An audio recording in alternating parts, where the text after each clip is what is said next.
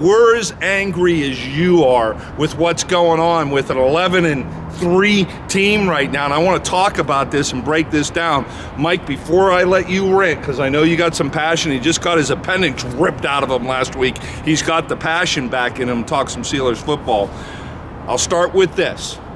This team has the talent. This team has the talent to go deep into the playoffs. It begins this weekend because you have a nasty, nasty Colts defense coming to Heinz Field. So that's where I'm going to start this thing. This team has the talent. Mike, if they don't get this offensive ship corrected, they're not going anywhere. I thought they did. I really did. And I thought this week against the Bengals would be a big bounce back week. They were gonna, they made a statement. We're gonna get back to physical football. We're gonna get back to running the football. And I thought, you look at the Cincinnati Bengals defense, and they're 26th in the league in runs over 20 yards and runs. Oh, they're the worst run offense defense in the league. And 26 yards per carry. So, all right, the Steelers are gonna come in. They're gonna make that statement. We're back. And I told you, don't drink the Kool-Aid because it's just 1 week. They lost to the football team. They lost to the Bills. And I truly believe they were going to blow the Bengals out and make a statement. And then it's going to be, hey, we're back. We're physical. No. Now I'm scared because I thought they would beat the Bengals, but then I thought they would lose to the Colts. They lost to the Bengals, to a third-string quarterback, Bengals, to a Bengals team that Joe Burrow could not get protected. I mean, he was getting beat up, and that's why they've got the third stringer in, because it's not the backup didn't play poor. He got hurt. So this Bengals team, they can't protect anyone, and they beat the Steelers. Do you remember the old... I'm not so sure they have the talent right now. Offensively, they have the health there and the talent, but the defense is banged up, and they're not stopping anyone right now, and they need some help. And the offense, 3 and out. And when you say you're going to throw the football this week and you're going to make a statement, and you come out, pass, run, pass, pass, pass, pass, pass, pass, pass. The first 5 series, they had one run call. One run call. I thought we were going to run the football. I thought we were going to get back. This is against the 26-run defense. And in the first 5 series, they bunch of 3 and outs, 1 run. All right, I'm just going to say it. Randy Fichtner's got to be fired. He doesn't know what he does. Todd Haley was the worst mistake in Steelers coaching history. He cost the Steelers a Super Bowl, victory, maybe 2 Super Bowls. That's how bad Todd Haley was. He's out. He doesn't even coach midget football right now.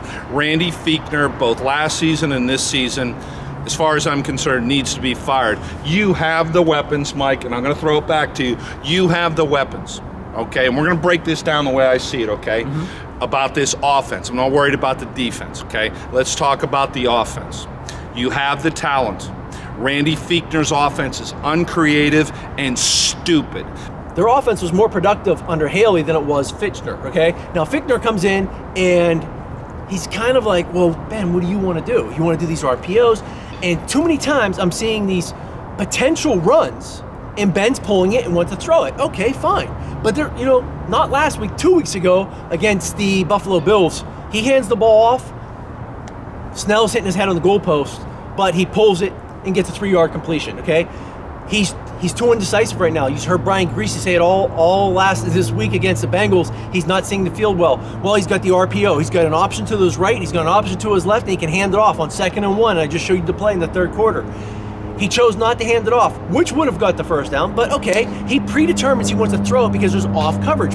But you can predetermine it, but you still have to see the picture pre-snap, post-snap. He's not seeing the picture post-snap because if he pulls it, Vance McDonald comes out here, blitz off the edge, Juju wide open, no one around, he can dump it to him and Juju can go, okay?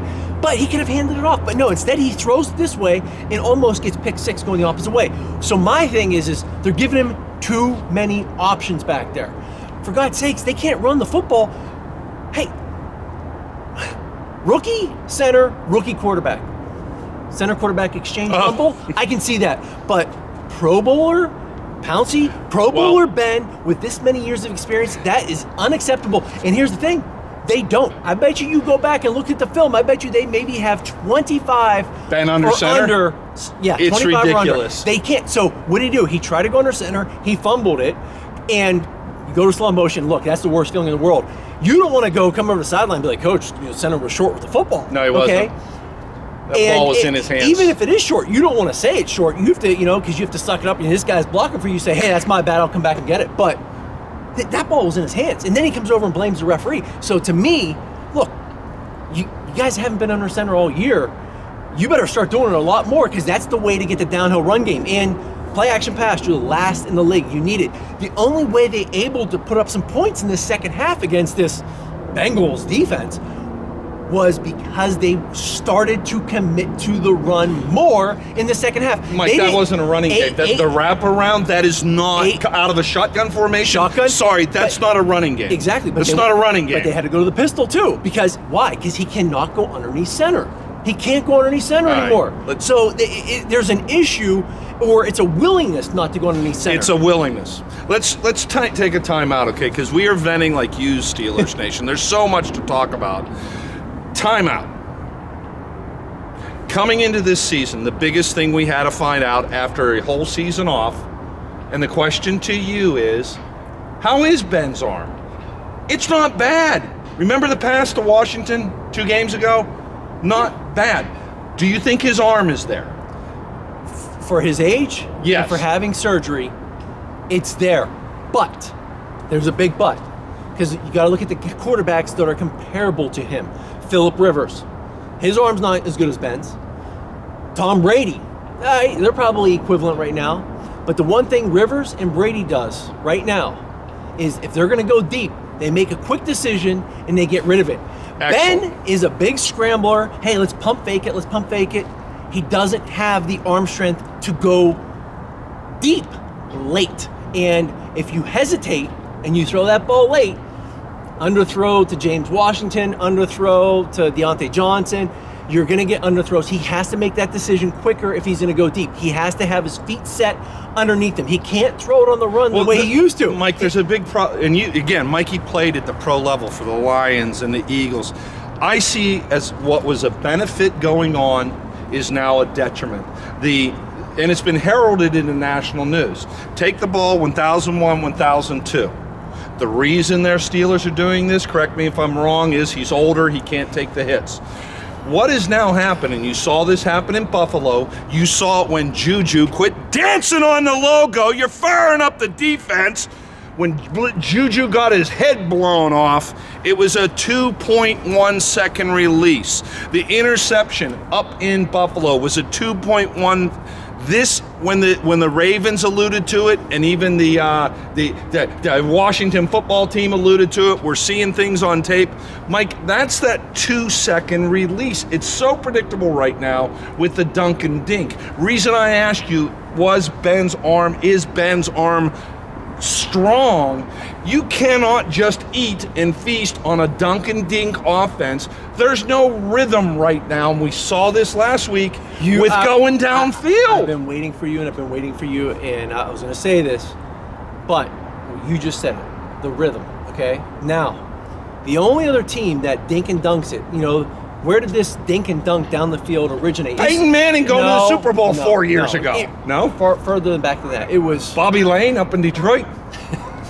Sonny Jurgensen, Washington Redskins. The West Coast offense with Bill Walsh and San Francisco 49ers. It was a short passing game that was an extended handoff. And multiple times, Ben has said, these short passes are like extended handoffs. These are like runs on first down. Now, look. They had Rathman in the backfield. And James in the backfield. And they still ran the football, but the passing game worked because of rhythm. Montana, 1 hitch, 2 hitch, 3 hitch, throw. And why is that 3 hitches? Because that's important. It's a time clock in your head. That's when you have You're going through progressions, yes, right? And it's a rhythm. So it's all timing. There's no timing in this offense. This offense, I ran in the 3rd grade at recess. Yep. Hey, give me the ball.